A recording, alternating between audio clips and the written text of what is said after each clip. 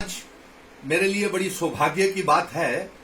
कि आज मेरी मुलाकात बड़े अच्छे माहौल में हमारे मुल्क के गृह मंत्री होम मिनिस्टर अमित शाह जी से बात हुई और मैंने उनका धन्यवाद किया कि जम्मू कश्मीर की आवाम आपकी बड़ी ऋणी है और ये जम्मू कश्मीर के इतिहास में पहली बार हुआ है कि हमारे सीआरपीएफ का रेजिंग डे जम्मू कश्मीर के इतिहास में पहली बार जम्मू में मनाया गया है। और फिर उनके साथ तफसील से मैंने एलजी मनोज सिन्हा साहब की मौजूदगी में और वरिष्ठ नेताओं की मौजूदगी में मैंने महामहिम अपने गृह मंत्री अमित शाह जी से ये मांग करी और उनसे कहा कि हमारे जम्मू कश्मीर की आवाम को और खास तौर पे नौजवानों को आपसे बहुत सी उम्मीदें जुड़ी हुई है। आपने नौजवानों के साथ पिछली दौरे में आपने उनसे ये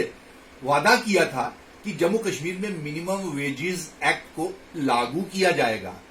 और मैंने अमित शाह जी से यह भी कहा कि आपने बॉर्डर बटालियन के बच्चों के साथ बॉर्डर बटालियंस में भर्ती के लिए दरख्वास्तें मांगी थी और वो 4 साल से इंतजार कर रहे हैं, उनके अभी तक रिटन टेस्ट नहीं लिए गए हैं और उसके बावजूद नई दरख्वास्तें लेकर के जो पहले वालों बच्चे हैं उनका फ्यूचर जो है वो खतरे में चला गया है। और इसके साथ साथ मैंने ये भी उनसे गुजारिश की कि हमारे पीएचई, पीडीडी, पीडब्ल्यूडी के डेली वेजर्स, रहबरे खेल टीचर्स, जंगलात, एसपीओज,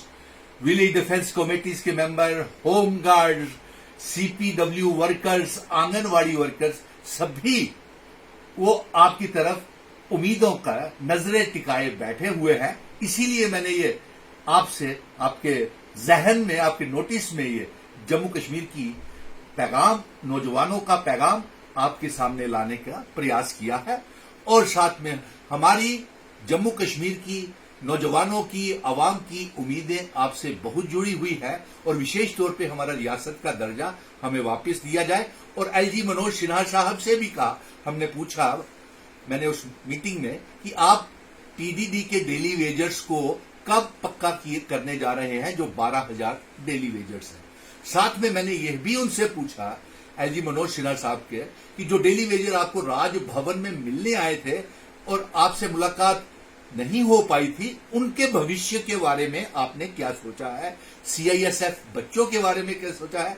और जेकेएसएसबी की जो भर्तियां और पीएससी की भर्तियां जो आपने वापस ले ली है, तो इसके बारे में आपने क्या सोचा है। अमित शाह जी ने बड़े प्यार से, बड़े स्नेह से सारी बातें मेरी सुनी और ये आश्वासन दिया कि वह जल्द ही इस विषय में बातचीत करेंगे। और एलजी मनोज सिन्हा साहब ने भी ये कहा कि मैं इसका जायजा ले लूंगा और राजभवन में मिलने के लिए कहा।